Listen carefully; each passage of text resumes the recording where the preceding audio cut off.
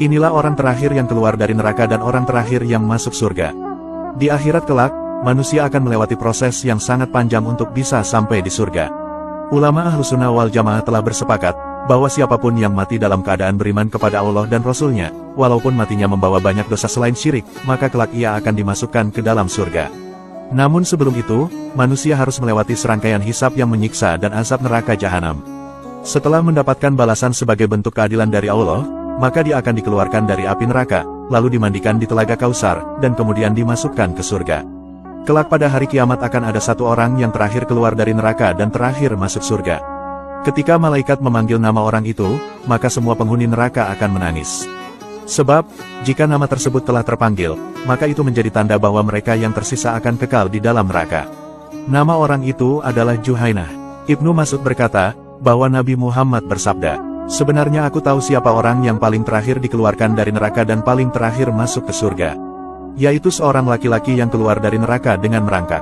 Kemudian Allah berfirman kepadanya, 'Pergilah kamu, masuklah kamu ke surga.' Juhainah pun lantas pergi ke surga. Namun dihayalkan kepadanya bahwa surga telah penuh. Maka ia kembali lagi seraya berkata, 'Wahai Tuhanku, aku mendapati surga telah penuh.' Allah lantas berkata kepadanya, 'Pergilah, masuklah engkau ke dalam surga.' Kemudian, sekali lagi Juhainah mendatangi surga namun kembali dihayalkan bahwa surga telah penuh.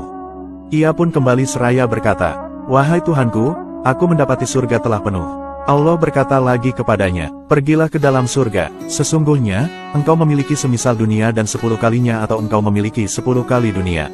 Nabi Muhammad bersabda, laki-laki itu berkata, 'Apakah engkau memperolok-olok aku padahal engkau adalah raja?' Abdullah bin Mas'ud berkata, 'Aku melihat Nabi Muhammad tertawa sampai tampak gigi gerahamnya, sungguh orang ini adalah penduduk surga yang paling rendah derajatnya.'" Hadis riwayat Bukhari. Hadis di atas menunjukkan bahwa manusia itu biasa melanggar janji.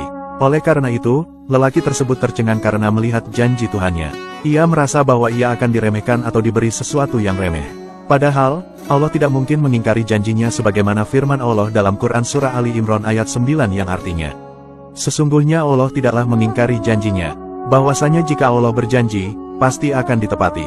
Disebutkan dalam sebuah hadis dari Abdullah ibnu Umar, bahwa orang terakhir yang keluar dari neraka itu berasal dari suku Juhainah. Maka demikian juga panggilannya adalah Juhainah. Tentu saja Juhainah adalah orang yang beriman. Namun, ia banyak melakukan dosa sehingga harus dihukum terlebih dahulu di neraka. Jika tidak, maka tidak mungkin dia akan dikeluarkan dari neraka. Sebab, hanya orang-orang beriman yang memiliki harapan masuk surga betapapun lamanya dia disiksa di neraka. Hadis-hadis di atas menunjukkan, bahwa jika orang beriman yang masih memiliki iman walaupun kecil, maka ketika masuk neraka ia tidak akan kekal di dalamnya. Inilah ciri-ciri calon penghuni surga. Yang pertama, yaitu orang yang khusyuk dalam sholatnya. Yang kedua, yaitu orang yang menjauhkan diri dari sesuatu yang tidak berguna. Yang ketiga, yaitu orang yang menunaikan zakat. Yang keempat, orang yang menjaga kemaluannya. Yang kelima, yaitu orang yang memelihara amanah dan janjinya. Yang keenam, yaitu orang yang memelihara sholatnya. Yang ketujuh, yaitu orang yang takut akan azab Allah. Selain itu, inilah sifat-sifat calon penghuni surga. Sifat yang pertama, yaitu wajun malihun. Maksudnya, calon penghuni surga kelak selalu menampilkan wajah ceria dan optimis. Karakter ini muncul karena mereka selalu berpikir positif pada segala hal tanpa kecuali. Adapun sifat yang kedua, yaitu lisanun fisyihun.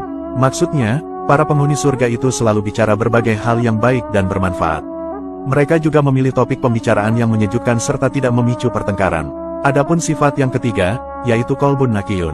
Maksudnya, karakter ini artinya penghuni surga itu berhati bersih, bebas dari rasa iri dan dengki.